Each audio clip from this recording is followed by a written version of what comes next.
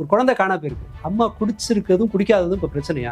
ஏன் அது திரும்ப திரும்ப கேள்வி கேட்கப்படும்? நீங்க ஒரு நல்ல அம்மா கிடையாது, என்ன தகுதி இருக்கு நீங்க கேள்வி கேட்கறதுக்கு? அப்ப நல்ல அம்மா இல்லைன்னா குழந்தை என்ன வேணா பண்ணலாம், குழந்தை பலியாகும், அவ்வளவுதான். அது ஒரு பஞ்சாயத்து தீர்ப்பு மாதிரி. இது நீ ஒழுக்கமா இல்ல, அவ்வளவுதான் அப்படிங்கிறது. இப்படி ஒரு டூல் கிட்ட இறக்குவாங்க அப்படிங்கிறது ஒண்ணு.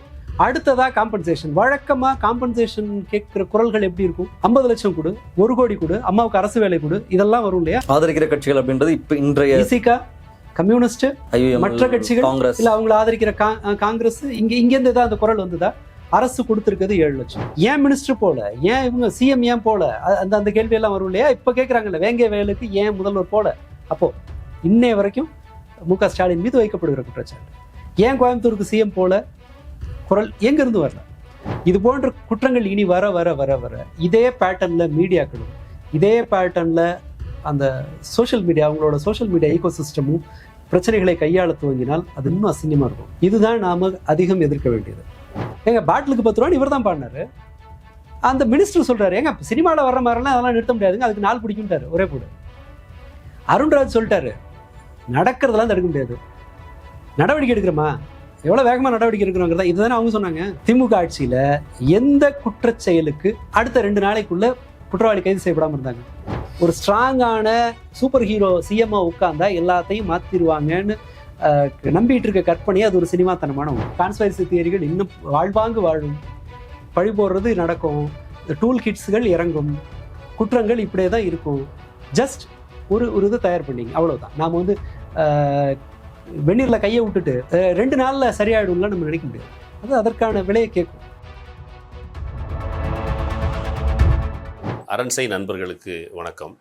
அரண்சை ஊடகம் சுயேட்சையாக இயங்குவதற்காகவே உருவாக்கப்பட்டது. நாம் செய்கிற வேலை உண்மையிலேயே மக்களுக்காக செய்கிறோம் என்பதை நீங்கள் நம்பினால், வாய்ப்பு இருந்தால் இந்த ரேசர் பே QR கோடுக்குள்ளே நீங்கள் வந்து அதை ஸ்கேன் பண்ணி எங்களுக்கு உங்களால் இயன்றதை விருப்பம் இருந்தால் ஆதரவு தெரிவிக்கலாம். வணக்கம், இது அரண்சை. நான் தேவா பாஸ்கர். இந்த நேர்காணலில் தோழர் வில்லவன் ராமதாஸ் அவர்கள். வணக்கம். வணக்கம்.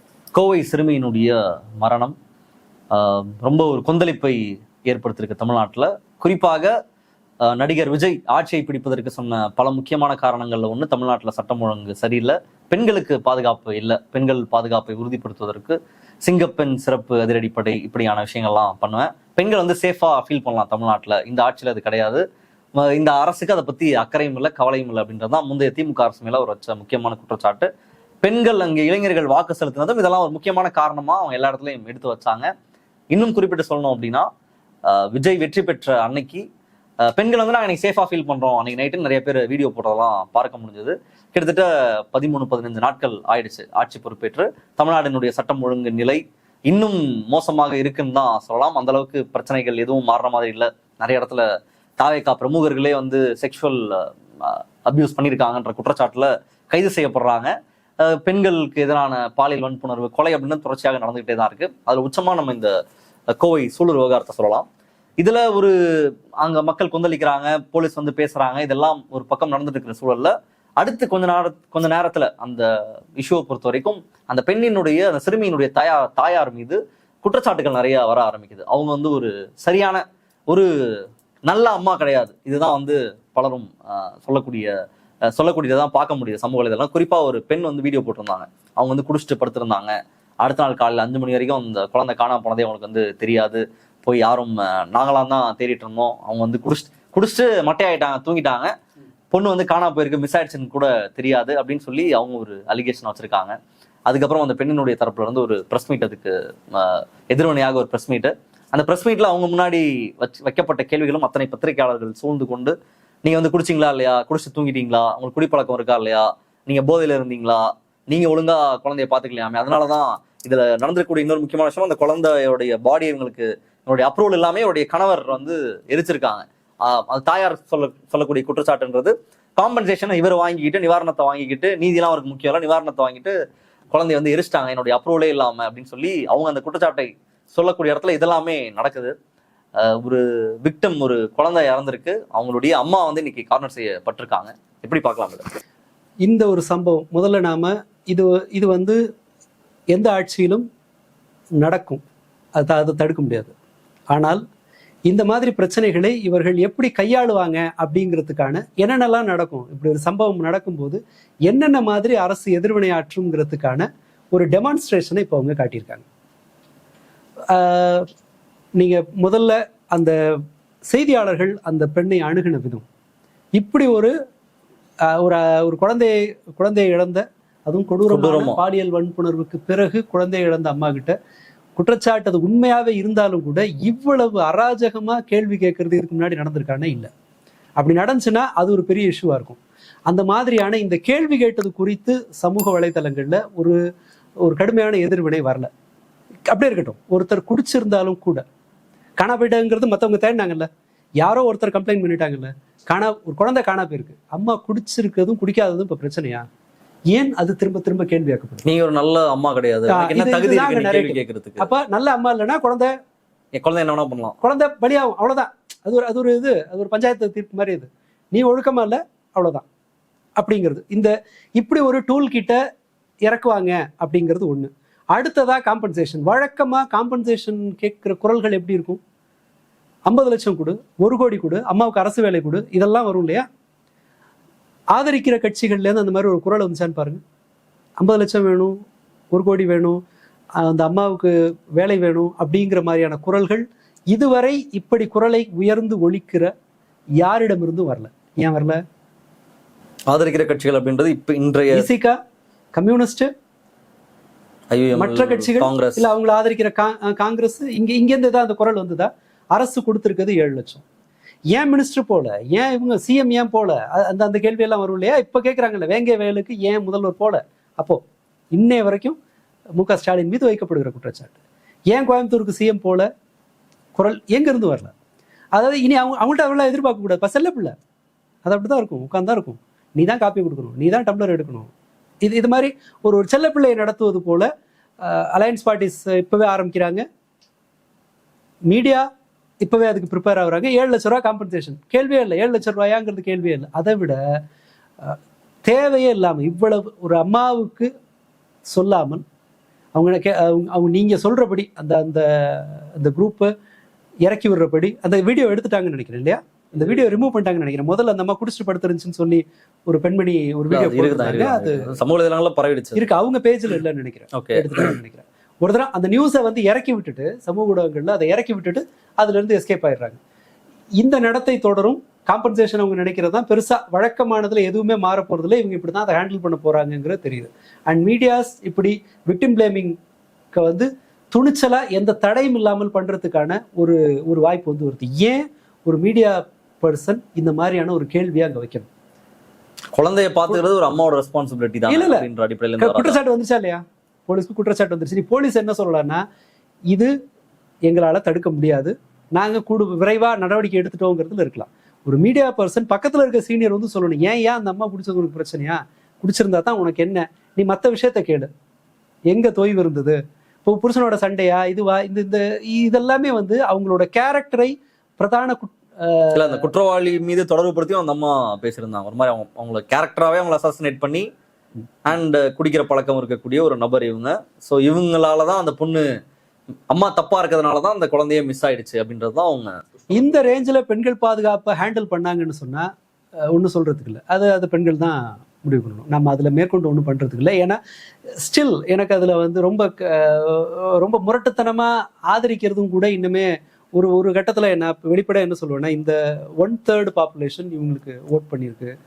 அங்க விரும்பினவர்கள் எல்லாரோட வார்த்தையும் கொஞ்சம் ஒரு அதீத ரசிக மனோநிலையோட பல இடங்கள்ல இருந்து கருத்து வர்ற மாதிரி தெரியுது.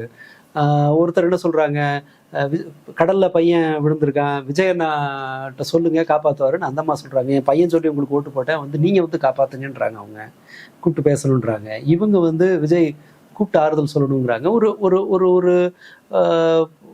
ஒரு ஃபேனோட மனோநிலையில எல்லா பிரச்சனையும் அணுகிறது போல தெரியுது.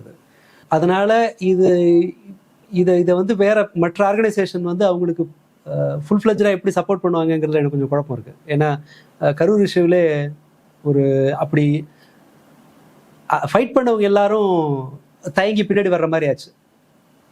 அவங்களோட ரெஸ்பான்ஸ் எல்லாம் இருக்கு இல்லையா, அவர் என்ன பண்ணுவார் பாவம் அப்படிங்கிற மைண்ட் செட் இருக்கிறதுனால நம்ம மேற்கொண்டு ஒன்றும் பேசுறதுக்கு இல்லை. ஆனால் இந்த டூல் கிட், இது இப்படியான ஒரு வீடியோ போட்டு மக்களை வேறு விதமாக தயார்படுத்துவது, ஊடகங்கள் வந்து பாஞ்சு அந்த காட்டு மிருகங்கள் வேட்டையாடுற மாதிரி ஒரு ஒரு இந்த டோனே ரொம்ப மோசம். அம்மாவே சொல்றாங்க, ஏன் நீங்க இப்படி பேசுறீங்க கேட்கும்போது உங்க வீட்டுல சாவு தான் தெரிஞ்சிருக்குன்றதா அவங்களே ஒரு புலனாய்வுல இந்த மாதிரியான ஆஸ்பெக்ட ஆராய்ச்சி செய்யறது சரி. ஏன் சொல்றேன்னா அந்த அந்த ஏன்னா அந்த மாதிரியான கொலைகள் நிறைய நடந்திருக்கு, சம்மந்தப்பட்டவங்களே அந்த மாதிரியானதெல்லாம் இருக்கலாம், ஒரு புலனாய்வுல வேற. பட் ப்ரெஸ் மீட்ல ஒருத்தர் சந்திக்கிறாங்க, அவங்க முன்ன பின்ன மீடியாவை சந்திச்ச அனுபவம் இல்லாத ஒரு பெண்மணியை உட்கார வச்சு நீங்க கேள்வி கேட்டுட்டு இருக்கீங்க. அங்க வந்து அதை உங்களோட நோக்கம் வந்து போலீஸ்க்கு உதவி செய்யறதா இருக்கலாம், அல்லது இதுல கூடுதல் உண்மையை கொண்டு வரதா இருக்கலாம். நீங்க அவங்கள பிடிச்சி பிராண்டி ஒரு செய்தியை வாங்குறதுங்கிறது ரொம்ப அசிங்கமான ஒரு நடத்தை. அது இதற்கு முன்பே கூட பல விஷயங்கள்ல மீடியாவோட அப்ரோச் வந்து இவ்வளவு இதா இருந்ததில்ல. லேட்டர் எப்பயுமே அரசு ஆதரிக்கிறவங்க இருப்பாங்க, அரசை காப்பாற்றுவதற்கு பலரும் பல விஷயங்களை செய்யறதை பார்த்திருக்கோம். அந்த மாதிரி இதை பார்க்க முடியாதா?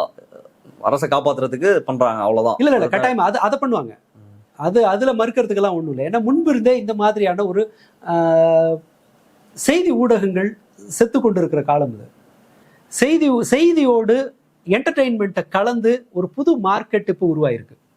நீங்க கவனிச்சு பார்த்தீங்கன்னா பிரதான ஊடகங்களுக்கு யூடியூப் வருமானம் 3 மடங்கு அதிகமாயிருக்கு. இப்போ வீட்டில் உட்காந்துருக்கவங்கெல்லாம் ஒரு வெப் சீரிஸ் பார்க்குற மாதிரி சட்டமன்ற நிகழ்வுகளை அல்லது ஆட்சி அமைத்த நிகழ்வுகளை பார்க்க ஆரம்பிச்சிருக்காங்க. புது கஸ்டமர்ஸ் வந்து உள்ள வர்றாங்க நியூஸ் மீடியாவுக்கு. என் கணக்கு பார்த்தீங்கன்னா ஒரு செய்தி ஊடகம் ஒரு வாரம் செய்தி ஊடகத்திற்கு ஒரு வாரம் முழுக்க கிடைக்கிற பார்வையாளர்களை விட ஒரு சீரியல் ஒரு எபிசோடுக்கு வர்ற பார்வையாளர்கள் அதிகம்.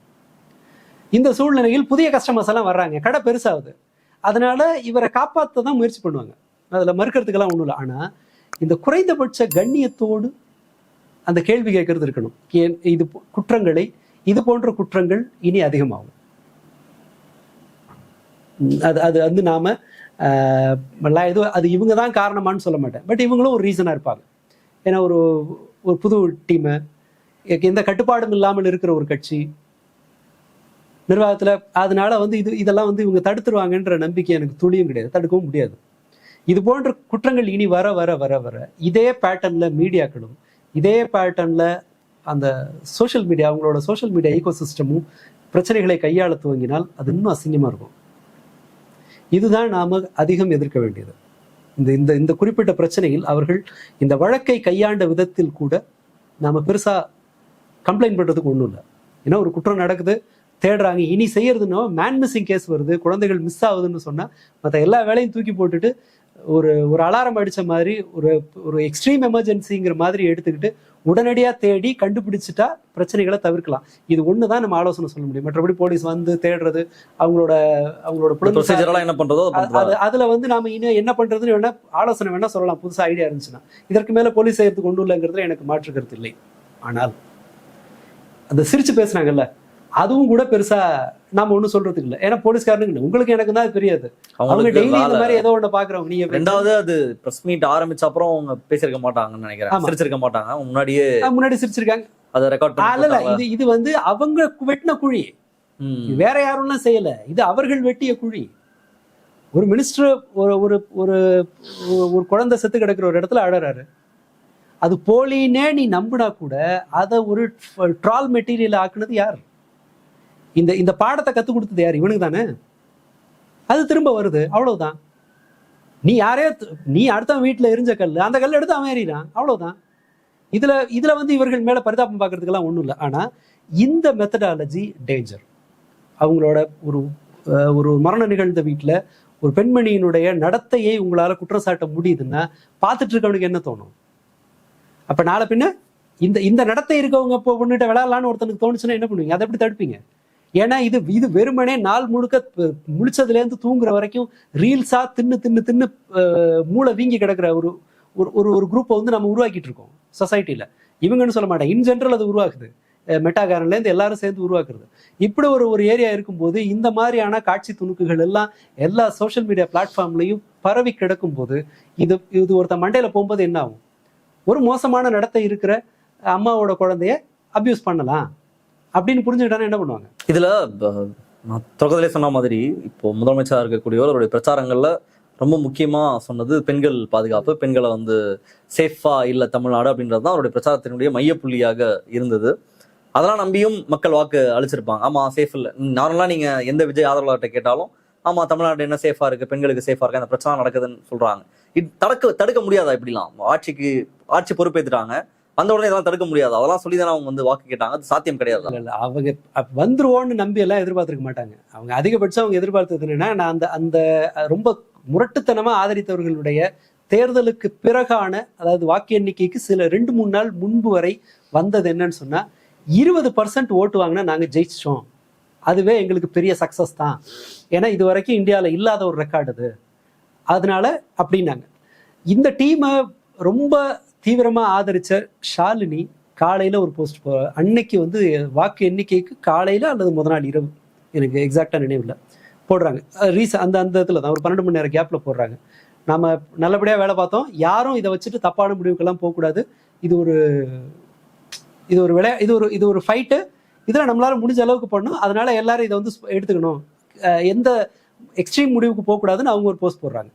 டிவிகே சைட்ல இருந்து முதல் நாள் இரவே அன்றைய வாக்கு எண்ணிக்கை அன்று பங்கேற்க இருந்தவங்களை வந்து நிப்பாட்டுறாங்க, யாரும் பங்கேற்க கூடாதுன்னு சொல்றாங்க. ஸோ தட் அவர்கள் வந்து ஒரு பெரிய வெற்றிக்காகலாம் அவங்க காத்தில்லை, அவங்க ஒரு 20% வரும் அப்படின்னு நினைச்சாங்க. இதுல இந்த ரசிகர்கள் இருக்காங்க இல்லையா, நான் வந்து ஒரு பொலிட்டிக்கல் இன்டென்ஷனோட பெரும்பாலானவர்கள் வாக்களித்தார்கள்னு நான் இப்பவும் நம்பல. இது வந்து ஒரு ஃபேன் மைண்ட் செட்டில் இருந்து பதிவான ஓட்டுகள், out of frustration or out of என்ன சொல்றது, ஒரு சும்மா ஒரு ஆடி பார்ப்போம், ஒரு கேம்பிளிங் மைண்ட் செட்ல இந்த வாக்குகள் விழுந்திருக்கு, அப்படித்தான் நான் இப்பவும் நம்புறேன். அதனால அவர்களுக்கு ஓட்டு போடுறதுக்கான ஒரு காரணமா பெண்கள் பாதுகாப்பை சொல்லியிருப்பாங்களே தவிர ரியல் இன்டென்ஷன் அது கிடையாது, அதுவா இருக்காது, ஓட்டு போட்டவர்கள்ட்ட அது இருக்காது. நீங்க இப்போ போய் ரொம்ப சீரியஸா கேட்டவங்கள்ட்ட இருக்காது, அது போட்டு கேட்டவங்க அவங்களுக்கு தெரியாது, அவங்க நினைச்சிட்டு இருக்காங்க அவ்வளவுதான். அது ஏதோ ஓகே, நான் இந்த காரை உன்னோட நல்லா ஓட்டுவேன்னு அவங்க நம்பிட்டு இருக்கலாம். உட்காரும்போது அதோட பிரச்சனை தெரியும். கார் ஓட்டது, நீங்க ஸ்டேரிங்கை பிடிக்கிறது மட்டும் இல்ல, ரோடு நல்லா இருக்கணும், நீ நல்லா கார் ஓட்டணும்னா எதுக்கு வரவன் நல்லா ஓட்டணும், அப்பதான் அப்படிங்கிறதெல்லாம் அது ஆசையில கேட்கறது தானே. இப்ப பசங்க எல்லாம் கேட்கறாங்கல்ல, கம்பெனி வச்சு கொடு, நான் நடத்துறேன், இந்த கார் ஷோரூம் வச்சு கொடு, நான் பாத்துக்கிறேன் அப்படிங்கிற மைண்ட் செட்ல வந்து நமக்கு வந்துட்டா நம்ம செஞ்சுக்கலாம் அப்படின்னு இப்ப அப்படியே பிளேட்டை மாத்தி பேசுறாங்க பாருங்க. எங்க பாட்டிலுக்கு 10 ரூபான்னு இவர் தான் பாடினாரு, அந்த மினிஸ்டர் சொல்றாரு, ஏங்க சினிமாவில் வர்ற மாதிரிலாம் அதெல்லாம் நிறுத்த முடியாதுங்க, அதுக்கு நாள் பிடிக்கும்ட்டாரு ஒரே போடு. அருண்ராஜ் சொல்லிட்டாரு, நடக்கிறதெல்லாம் தடுக்க முடியாது, நடவடிக்கை எடுக்கிறோமா, எவ்வளவு வேகமா நடவடிக்கை எடுக்கிறோங்கிறதா, இதுதானே அவங்க சொன்னாங்க. திமுக ஆட்சியில எந்த குற்றச் செயலுக்கு அடுத்த 2 நாளைக்குள்ள குற்றவாளி கைது செய்யப்படாம இருந்தாங்க? தண்டனை வாங்கி தர்ற வரைக்கும் நடந்தது. அப்கோர்ஸ் அந்த போலீஸ் ப்ரூட்டலா நடந்துக்கிறது, ஜுடிஷியரி வந்து ரொம்ப சாதாரணமா வழக்கு போக்சோ கேஸுகளுக்கு கூட ஜாமீன் தர்றதெல்லாம் காலங்காலமா நடக்கிறது. நீங்க ஜுடிஷியரி பக்கம் திரும்ப நீதித்துறையின் பால் எந்த விமர்சனமும் வைக்காம, ஒரு போலீஸோட சிஸ்டமேட்டிக்கா போலீஸோட இயங்கு முறையை மாற்றுவதை பற்றி பேசாமல், ஒரு ஸ்ட்ராங்கான சூப்பர் ஹீரோ சிஎம்ஆ உட்கார்ந்தா எல்லாத்தையும் மாத்திருவாங்கன்னு நம்பிட்டு இருக்க கற்பனையே அது ஒரு சினிமாத்தனமான ஒன்று. சரி, அதனால இது இவங்க சொன்னதுலையும் சரி கேட்டதுலையும் சரி ரெண்டுமே சீரியஸான கருத்துக்கள் நான் சொல்லலாம். அப்படி ஒரு கருத்து சொன்னவங்க ஆதரிக்கிறதுக்கு வேறு கிடையாது. நீங்க உட்கார்ந்து மெனக்கெட்டு யார் யாரெல்லாம் ஒரு மாற்றம் வேணும்னு கேட்டவங்கள்ட்ட காரணத்தை கேளுங்களேன், வந்தா செய்வார், அவ்வளவுதான் இருக்கும். இது ஒரு அசல். எப்படி ஒரு முதல் நாள் படத்துக்கு வந்து ஒரு ரசிகை எப்படி போறான், நல்லா இருந்தா போகும்னா போறான், நல்லா இருக்கோ நல்லா இல்லையோ நான் முதல் நாள் போவேன்ற மைண்ட் செட்ல போறான்ல, அதை போலதான் இது ஓட்டிங் நடந்தது. அதனால அவங்க பெண்கள் பாதுகாப்பை முன்வைத்து ரசிகர்கள் ஓட்டு போட்டாங்க அப்படிங்கிற பாயிண்ட்டை நான் நம்பல. சிலர் நான் பர்சனலா பேசும்போது பெண்கள் பாதுகாப்புனா சேஃபா பஸ்ல போக முடியல, சேஃபா ஆட்டோல போக முடியல, சேஃபா தெருவில் போக முடியல அப்படின்னாங்க. நீங்க சந்தேகப்படுறது உங்க பக்கத்து வீட்டுக்காரன. இதுல கவர்மெண்டோட ரோல் ரொம்ப குறைவு. அது ஸ்கூலிங்கை மாற்றணும், வளர்ப்பை மாற்றணும், இதெல்லாம் ஒரு சிஎம்ஆலையோ கவர்மெண்ட் ஆலையோ நடத்த முடியாது. அது வேற, எந்த ஆட்சியா இருந்தாலும் இந்த சேஞ்ச் உங்களுக்கு வேணும்னா உங்களுக்கு ஒரு லாங் டேர்ம் பெர்ஸ்பெக்டிவ் வேணும், உங்களுக்கு ஒரு சமூக பொறுப்பு வேணும். அப்படி பார்த்தா இந்த நான் குற்றச்சாட்டு அவங்கள்ட்ட சொன்னது, நீங்க சொல்ற குற்றச்சாட்டு இருக்கு இல்லையா, இது வந்து நீங்க உங்க பக்கத்து வீட்டுக்காரன் மேல வைக்கிற குற்றச்சாட்டு. உங்க பக்கத்து வீட்டுக்காரன் கேட்டா அவன் ஓம் பிள்ளை மேல அந்த குற்றச்சாட்டை வைப்பான். பிரச்சனை கவர்மெண்டோடது இல்லை, இது பறந்துபட்ட ஒரு இஷ்யூ. இது வந்து ஒரு லாஜிக்கலான காரணம் இல்லைன்னா ஓகே, அதை விட்டுலாம். பட் அவங்க அதுல சீரியஸா இருந்தாங்கன்னு நான் நிச்சயமா நம்பல. அது ஒரு pure fan mind set. First அந்த ஷோ பார்த்துருவோம், நல்லா இருக்கவும் நல்லா இல்லையோ, ரசிகம் போய் முதல்ல ஷோவில் உட்கார்றான்ல, அந்த டைலாக் அள்ளி விசிறனால அவர்களுக்கு அது போதும். ஒரு ஆக்ஷன் சீனு. எப்போ இவங்க வழுவாங்கன்னு கேட்டிங்கன்னா அது வேணா சொல்லலாம். வயிறு காஞ்சால் ஒழிய இந்த ஃபேன் மனோநிலை மாறாது. நாளைக்கு சோறு இல்லைன்னா கூட மாறாது, இன்னைக்கு சாப்பாடு இல்லைன்னா மாறும். அதனால நாம் ரொம்ப கிடந்து தம் கட்டுறதுக்கெல்லாம் வாய்ப்பே இல்லை. 2-3 விஷயம் சொல்லலாம். இந்த குற்றங்கள் தடுக்கிறதுக்கான வாய்ப்பு குறைவு. ஒரு இன்ஸ்டன்ட் பனிஷ்மெண்ட் கொடுத்துட்டா, உடனடியாக அவர் என்கவுண்டர் பண்ணிட்டா, ஆல்ரெடி அவர் கை காலெல்லாம் உடஞ்சிருச்சு, கீழே விழுந்துட்டாரு, வலிக்கிட்டு விழுந்துட்டாருன்றாங்க. அது ஆப்வியஸா அது என்ன கதைன்றது நம்ம எல்லாருக்குமே தெரியும். அதையும் கூட யாரும் பேசல. வழக்கமா கை கால் உடஞ்சதுன்னா நான் அதான் ஆச்சரியமா இருக்கு, ஏன் அது மிஸ் ஆகுதுன்னு எனக்கு தெரியல. இது போலீஸ் இப்படி நடந்து கூடாதுன்னு சிலர் பேசுவாங்க, அவங்களும் கூட பேசல. அந்த கிரேஸ் டைம் கொடுக்குறாங்க போல 6 months. அந்த அது இல்ல, செல்ல பிள்ளை மாதிரி. இப்ப தாத்தாங்கெல்லாம் பையனை போட்டு அடி வெளுத்துருவாங்க. அதே தாத்தா பேர பிள்ளைய வந்து அது பண்ண சும்மா சின்ன பிள்ளை விடு அப்படின்னு பையன்கிட்டே சொல்லுவாங்க. நீ தானே இதெல்லாம் செய்யக்கூடாது, என்ன போட்டு அடிச்சு வளர்த்தேன்னு நமக்கு அந்த மாதிரி இருக்கலாம். அந்த பேர பிள்ளையை கொஞ்சிறது போல நிறைய பேர் இருக்காங்க. எனக்கு பெரிய ஆச்சரியம் என்னன்னு சொன்னா, இந்த இந்த இந்த சினாரியோவை இப்படியே கண்டினியூ ஆக போகுது. அடுத்து வரப்போற மாதங்கள்ல லெஃப்டும் விசிகாவும் இதை எப்படி ஹேண்டில் பண்ண போறாங்கிறது நினைக்கும் போதுதான் எனக்கு என்ன சொல்றது, ஆச்சரியம்னு இல்லை, அதுக்கு தான் நான் வெயிட் பண்ணிட்டு இருக்கேன். அவங்களோட ரியாக்ஷன் எப்படி இருக்குன்னு. இது புதுசு. டிஎம்கேட்ட ப்ரெஷர் போட்டுறதுல 10ல் 1 மடங்கு ப்ரெஷரை தமிழக வெற்றி கழகத்தின் மீது போட முடியும்னு நான் நம்பலை. ஏன்னா ஸ்டாலினை ரொம்ப இயல்பா அவங்களால போய் பார்த்துட முடியும். இல்லை பிரச்சனை பெருசாகுதுன்னா அவர் இந்த பக்கம் தலையிடுறதுக்கான வாய்ப்பு உண்டு.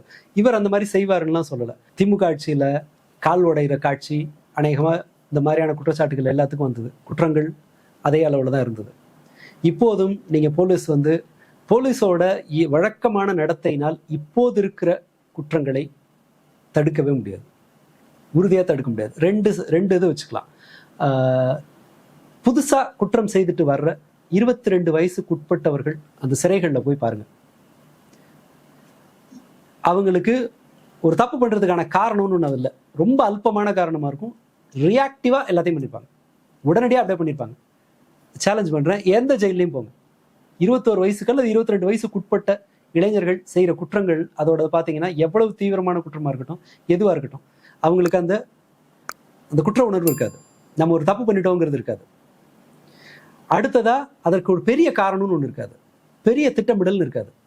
சூழ்நிலை அமைந்து கையில் பொருள் கிடைச்சா ஒரு தப்பு நடக்குது. இதுதான் இன்னைக்கு இருக்கிற யதார்த்தம். இதை நீங்கள் இப்போ இருக்கிற அந்த ரீல்ஸ் போட்டோ, பிஜிஎம்ல போட்டோ, அல்லது கை காலை உடைச்சோ, என்கவுண்டர் பண்ணியோ இந்த குற்றங்களை உங்களால் தடுக்கவே முடியாது. எழுதி வேணா வச்சுங்க. அடுத்த 1 வருஷத்துல இப்போ இருக்கிறத விட இந்த சதவிகிதம், குற்றங்களின் சதவிகிதம், குற்ற பின்னணி இல்லாதவர்கள் குற்றத்தில் ஈடுபடுற சதவிகிதம் குறைஞ்சபட்சம் 50% ஏறலைன்னா பாருங்க, நான் பேரை மாற்றிக்கிறேன், இது ஏறிக்கிட்டே தான் போகும். அதுக்கு இவங்க மட்டுமே காரணம்னு நான் சொல்ல மாட்டேன். பட் இவர்களுடைய அந்த நடத்தை இருக்குல்ல, இதை இவங்க என்கேஷ் பண்ணாங்க இல்லையா, எதை டிவிக்கே தனக்கான அரசியலுக்கு பயன்படுத்தி கொண்டது அப்படின்னு சொன்னா, இது போல இன்ஸ்டண்டா ரியாக்ட் பண்ற மனிதர்களை, லாஜிக்கலா எதையும் ப்ராசஸ் பண்ணாம எதிர்வினையாற்றுகிற மனிதர்களை, ஒரு ஷார்ட் டேர்ம் ப்ளஷருக்காக, ஒரு குறுகிய கால, ரொம்ப ஆங்கிலம் பயன்படுத்தணும்னு நினைக்கிறேன், ஒரு குறுகிய கால இன்பத்துக்காக, நீண்ட கால இழப்புக்கு பயப்படாத ஒரு பிரிவினுடைய பலவீனத்தை பயன்படுத்திக்கிட்டு இவங்க அதை அரசியல் ரீதியாக பயன்படுத்திட்டு வந்திருக்காங்க. வழக்கமாக சினிமாவை ஓட வைக்கிறதுக்கு பயன்படுத்தப்பட்ட தொழில்நுட்பங்கள் இவை. எங்கால தான் மாசு, எதிரில் இருக்க ஹீரோலாம் வேஸ்ட்டு, அவன் 4 அடி இருக்கவன், இந்த ஆள் படம் வேஸ்ட்டு, நாளைக்கு இப்போ இன்னைக்கு படம் ரிலீஸ் ஆகுதுன்னா படம் ஓடிட்டு இருக்க 3/4 மணி நேரத்தில் இது திராப குப்பைன்னு சொல்லி எல்லா சோஷியல் மீடியாலையும் இருக்கிற வாட்ஸ்அப் குரூப்லையும் செய்தியை பரப்பி விட்டு நெகட்டிவாக ட்ரெண்ட் பண்ணுறது, இது எல்லாத்தையும் பயன்படுத்தி அந்த டெக்னிக்கை அரசியல் ரீதியாக பயன்படுத்தி வந்திருக்காங்க. இந்த நடத்தையை இவர்களால் மாற்றிக்க முடியாது. இந்த நடத்தையை இதே மாதிரி தான் மற்ற பிரச்சனைகளையும் கையாள போகிறாங்க. ஸோ இந்த விக்டிம் பிளேமிங் இருந்தே தீரும். இதை சரி செய்யறதுக்கான நடவடிக்கைகள்ங்கிறது சமூக அளவில் ஆரம்பிக்கணும், ஒரு கம்யூனிட்டி லெவலில் இருக்கணும். ஒரு தெருவில் இருந்து வீடு தெருவுல இருந்து அதன் பிறகு போலீஸ் அதன் பிறகு நீதித்துறைன்னு சொல்லி எல்லாரோட பங்களிப்போடு இந்த குற்றத்தை நீங்க தடுக்கலாம். பட் அதை செய்யற அளவுக்கு இவங்க வருவாங்கன்ற நம்பிக்கை எனக்கு இல்லை. ஒருவேளை என் நம்பிக்கையை பொய்யாக்குனாங்கன்னா சந்தோஷம். லாங் டேர்ம் விஷன் இருந்தாதான் சரியாகும். ஆனா இங்க யாருக்குமே இல்லை, இவங்களுக்கும் கிடையாது. அதை சப்போர்ட் 1/3 ஆஃப் பாப்புலேஷன் இந்த மாதிரியான ஒரு ஓட்டிங் பிஹேவியர்ல இருக்குன்னு சொன்னா நான் இந்த இடத்துல முற்போக்கான எதுவும் நடக்கும்னு நான் நம்பல. அதற்கான தகுதி ஒரு ஒரு ப்ராக்ரெசிவா ஒண்ணு யோசிக்கணும்னு சொன்னா சமூகத்திற்கு பொறுமை இருக்கணும். ஒரு ஒரு ஒரு ஒரு செயல்பாட்டின் மீது உழைப்பை உடனடியா பலனை எதிர்பார்க்காம தன்னுடைய உழைப்பை கொடுப்பதற்கான ஒரு ஒரு குறைஞ்சபட்ச உணர்வு, அந்த அந்த அந்த இழப்பை சந்திக்கிற ஒரு தியாக உணர்வுன்னு கூட வச்சுக்க வேண்டாம், கொஞ்சம் பங்களிக்கிற ஒரு ஒரு எண்ணம் இருக்கணும். இதெல்லாம் இல்லைன்னா, இதெல்லாம் இல்லாம நீங்க இந்த சேஞ்சை வந்து எதிர்பார்க்கவே முடியாது. ஒரு ஒரு இது வளர்க்குற மாதிரி, அது ரீல்ஸ் போடுற மாதிரியானது ஒன்று அல்ல. அது ஒரு பையன் எல்கேஜியில் சேர்ந்து நீங்கள் ஒரு புக் எடுத்து கொடுத்து வாசிக்கிறதுங்கிறது ஒரு சாதாரண வேலை. ஒரு 2 பக்கத்தை வாசிக்கிறதுங்கிறது என்ன ரொம்ப சின்ன வேலை. ஆனால் அந்த 2 பக்கத்தை வாசிக்கிறதுக்கு நீங்கள் எடுத்துக்கிற கால அவகாசம் என்ன?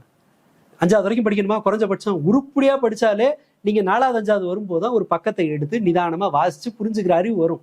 ஏபிசிடி கற்றுக்கணும், ஆனாவனாவை கற்றுக்கணும், அதன் பிறகு 3 எழுத்து வார்த்தையை கற்றுக்கணும், அதன் பிறகு 5, அப்படி ஒரு வாக்கியம் இப்படி தானே வரும். வேலை சின்ன வேலையாக இருக்கலாம், ஆனால் அதற்கான தயாரிப்பு பெருசு இல்லையா? இந்த குற்றங்களை சரி செய்யறது ஒரு நீண்ட ப்ராசஸ். ஒரு 5-6 வருஷத்தை உழைப்பை செலுத்த தயார் இல்லைன்னு சொன்னால் அது நடக்காது. ரொம்ப கனவு காணலாம் அவசியம் இல்லை. ஒவ்வொரு இண்டிவிஜுவலும் பாதுகாப்பாக இருக்கலாம். தன்னுடைய சுற்றத்தை இன்னும் கொஞ்சம் சேஃபாக வச்சுக்கிறதுக்கு முயற்சி பண்ணலாம். ரைட் தோழர். இது கூட இல்லாமல் இறுதியாக ஒரு கேள்வியாக வச்சுக்கிறேன். விக்டிம் பிளேம் பண்ணுறது ஒரு டூல் கிட் ஆக்டிவேட் ஆகி மொத்தமாக ஒரு கவர்மெண்ட்டை காப்பாற்றுறதுல அவங்களுக்கு பிடிச்ச நபரை காப்பாற்றுவதற்கான வேலைகளை பண்ணுறதெல்லாம் பார்க்குறோம். அதோட சேர்ந்து திரும்ப சதி கோட்பாடும் வந்துகிட்டே தான் இருக்கு. அதுவும் நிற்காதா? ஏன்னா இதுலையுமே வந்து இப்போ கரண்ட் போயிருச்சு அப்படின்னா திமுக தான் காரணம், இன்னும் திமுகவில் வேலை செஞ்ச நபர்கள்லாம் உள்ள இருக்காங்க, அவங்க கரண்ட் ஆஃப் பண்ணிடுறாங்கன்னு சொல்லி திரும்பவே மாட்டுறாங்க. இன்னொன்று என்னோட ஃப்ரெண்டு ஒருத்தன் டிவிகேக்கு ஓட் பண்ற ஒரு பையன் வந்து நீங்க என்ன பண்றீங்கன்னு பார்க்கலாம் அப்படின்னு சொல்லும்போது அது எனக்கு பயமா இருக்கு. ஆக்சுவலாக திமுக காரணம் ஏதாவது பண்ணி ஆட்சிக்கு எதிராக பண்ணுவாங்க, பிரச்சனையை வேணும்னே சட்டம் ஒழுங்க சீர்குலைப்பாங்க, வேற ஒருத்தர் வந்து ஒரு சதி பண்ணி கெட்ட பேரை கொடுப்பாரு அப்படின்னு சொல்றாங்களே, அதுவும் இதோட சேர்ந்து வந்துகிட்டே தான் இருக்குமா இந்த 1/3 பாப்புலேஷன்னால? அழுக்கான தண்ணியில குப்பையா இருக்கிற தண்ணியில தான் இந்த கிருமிகள் வளரும் இல்லையா? அதை போலத்தான் இது கான்ஸ்பைரசி தியரி, இதை போல பிளேம் பண்றது, பழி போடுறது, இது எல்லாமே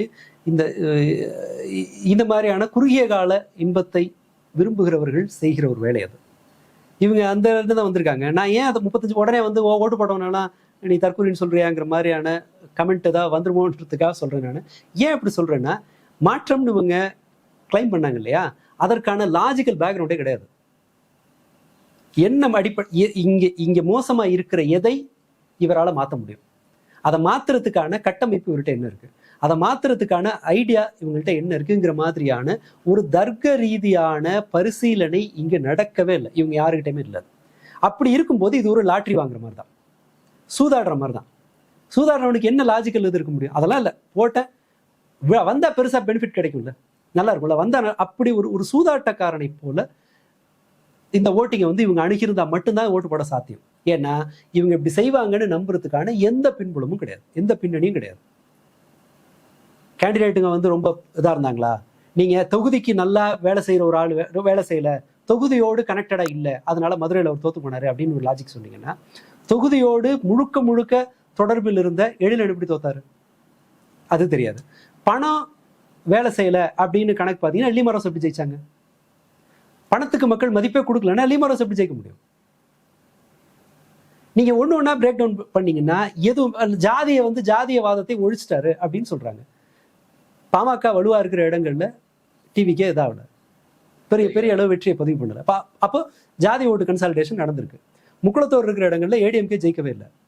அப்போ காஸ்ட் கன்சாலிடேஷன்லையும் நீங்க நினைச்சது நடக்கல. ஸோ தட் நான் அப்போ இது எல்லாத்தையும் கழிச்சு கட்டிட்டு வந்தீங்கன்னா, நான் இதை வந்து அந்த ஷார்ட்லிஸ்ட் பண்ணிட்டே வரும்போது அல்லது வந்து நேரோ டவுன் பண்ணிட்டே வரும்போது ஒரு இடத்த மட்டும்தான் நம்மளால வந்து உடைக்க முடியல. அது இந்த ஃபேன் மைண்ட் செட்.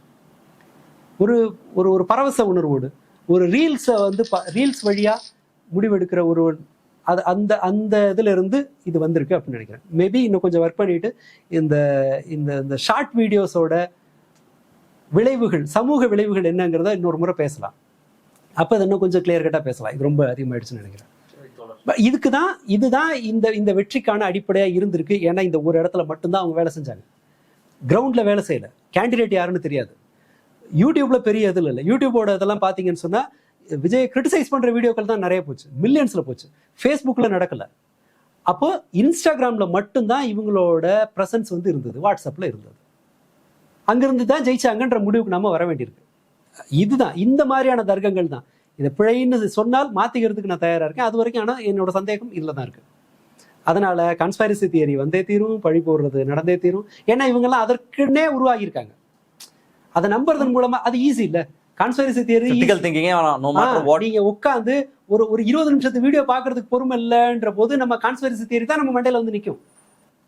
நான் என்னோட பிழைகளை திருத்திக் கொள்ள நான் தயாரா இல்லைங்கும் போது நான் உடனடியாக நான் என்ன பண்ணுவேன்னா பழி போடுற இடத்துக்கு தான் போவேன். ஏன்டா வேலைக்கு போல, எங்க அப்பா நல்ல காலேஜில் படிக்க வைக்கல. ஏன் நல்ல காலேஜில் நீ மார்க் எடுத்துதான் படிச்சிருக்கலாமே, எங்க அப்பா நல்ல ஸ்கூல்ல சேர்க்கல. இப்படி ஒரு பழியை போட்டு போக முடியும். பசங்க அந்த மாதிரிலாம் கேட்டிருக்கேன் நான். அதனால எனக்கு அதுல பெரிய இதெல்லாம் ஒன்றும் இல்லை. இது இன்னும் கான்ஸ்பைரசி தியரிகள் இன்னும் வாழ்வாங்கு வாழும். பழி போடுறது நடக்கும், டூல் கிட்ஸ்கள் இறங்கும், குற்றங்கள் இப்படியே தான் இருக்கும். ஜஸ்ட் ஒரு இதை தயார் பண்ணிங்க, அவ்வளவுதான். நாம் வந்து வெந்நீரில் கையை விட்டுட்டு 2 நாள்ல சரியாயிடும்ல நம்ம நினைக்க முடியாது. அது அதற்கான விலையை கேட்கும். மேபி மக்கள் இது சரியில்லை, நம்ம கொஞ்சம் இன்னும் கொஞ்சம் பொறுப்பா இருக்கணும், இன்னும் கொஞ்சம் நிதானமா இருக்கணும் அப்படின்ற முடிவு எடுத்து அவர்களா இப்போ டிஎம்கே வந்து இந்த போராட்டங்களை கலந்துச்சு, இல்லை ஏடிஎம்கே வந்து இந்த போராட்டத்தை முன்னெடுக்குதுன்னா உடனே அடுத்த டூல் கிட்டே இறங்கும். என்ன சொல்லுவாங்க, பாருங்க மக்களை தூண்டுறாங்க, ஒரு ஆட்சி வந்து பர்ஃபார்ம் பண்ண விட மாட்டேங்கிறாங்கன்னு இவங்க பண்ணுவாங்க. என் படத்தை அவங்க ஓட விட மாட்டேங்கிறாங்கன்னு ஒரு குற்றச்சாட்டு வரும். எதுக்கு வந்து இப்போ அப்போனா அந்த கட்சிகள் ஒதுங்கத்தான் செய்யும். அப்போ என்ன நடக்கும்னா மக்கள் தங்களுக்குள்ள ஒருங்கிணைஞ்சு இதை எதிர்கொள்றதுக்கான வேலைகளை பார்த்தா தான் உண்டு. இது மட்டுமே இல்லை, போக்குவரத்தில் ஆரம்பிச்சு மின்சார நிர்வாகத்திலேருந்து எல்லா இடத்துலையும் இவங்க கணிசமாக தடுமாற வேண்டி இருக்கும். டாஸ்மாக் எவ்ரிவேர். ஏன்னா அது இவங்களோட பிழை மட்டும் நான் சொல்ல மாட்டேன். சூழ்நிலை முன்பை விட ரொம்ப மோசமாக இருக்கு. ஒரு அண்டர் பர்ஃபார்மிங் டீம் பொறுப்பெடுத்துக்கும் போது ரொம்ப அதீத பர்ஃபார்மன்ஸ் தேவைப்படுகிற ஒரு காலகட்டத்தில் மாட்டிட்டு இருக்காங்க. கெட்ட காலம் தான், நமக்கும் சரி அவங்களுக்கும் சரி. பார்ப்போம் என்ன நடக்குதுன்னு. பார்க்கலாம். நிகழ்ச்சி கலந்து உங்களுடைய கருதலை சந்திப்போம். நன்றி, வணக்கம்.